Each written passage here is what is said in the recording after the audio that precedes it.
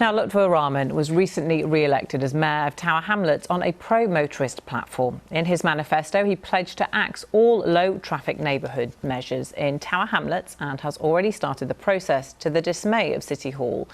Now, many local residents have started a campaign to stop him getting rid of the changes. Our reporter Jessica Ewer has more. Supporters say they've created green spaces and cleaned up our air. Critics say they've locked off neighbourhoods and segregated communities. The debate around low-traffic neighbourhoods has been fierce, and in Tower Hamlets, it's become political. This LTN is now fully integrated. It cost the previous Labour administration millions of pounds, but the current mayor is considering ripping it out. And this local head teacher is worried. I mean, we've had some horror stories and some real near misses in the past. Our exits from school lead directly onto the street, and if you can imagine, at the same time you've got about 1,000 young people exiting, that makes it potentially very, very dangerous. It's totally different now. It's a much safer environment, and you know, we just don't want to go back to managing that type of risk level.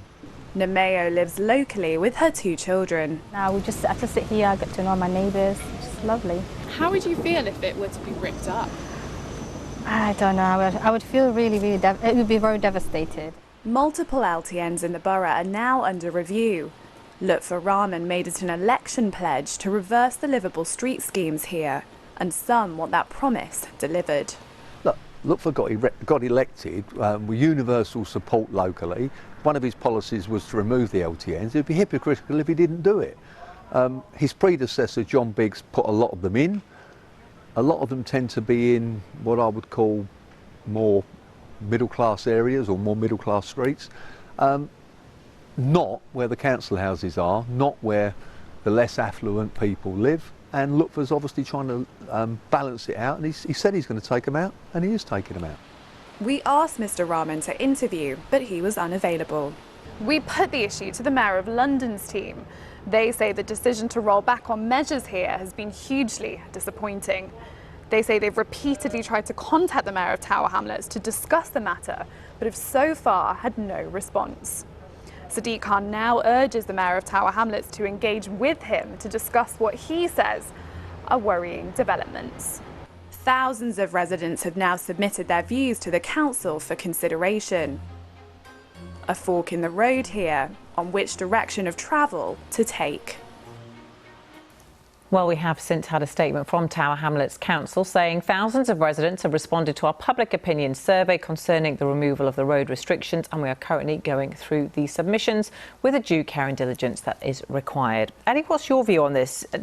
Isn't it just democracy in action? I mean, Lutfur campaigned on this and he's following through on his promise.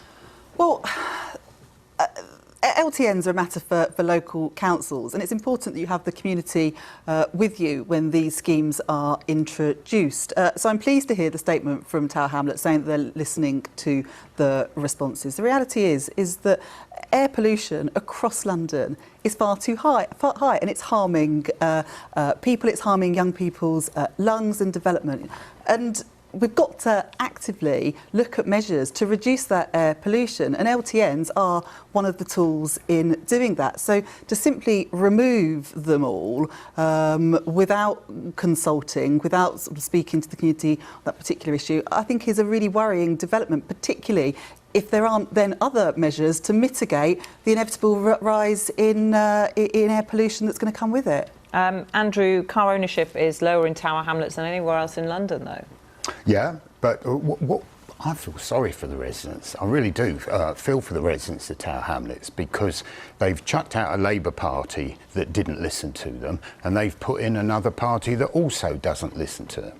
Now, the Conservative candidate for Mayor of Tower Hamlets, Ellie Weaver, has been very, very clear on this, that you've got to involve people in decisions that affect them. But unfortunately, then they were faced with a Labour Party that is almost instinctively actively against consulting local residents with one that is also not. I mean, we can see this with the Mayor of London, who has responded to criticisms of the ludicrous expansion of the ULEZ by calling the respondents a crude majority. Well, no, Mr. Mayor, they aren't a crude majority. They're an overwhelming majority, but he is, as well, will not listen to residents. Now, Londoners want air quality improved. They want to fight the climate crisis, but they're not going to do it while they have people who won't listen to them and won't bring them on board in coming up with measures that are going to solve those problems. I suppose it's who's being listened to, isn't it? Because, Ellie, although 3,000 people have signed this petition,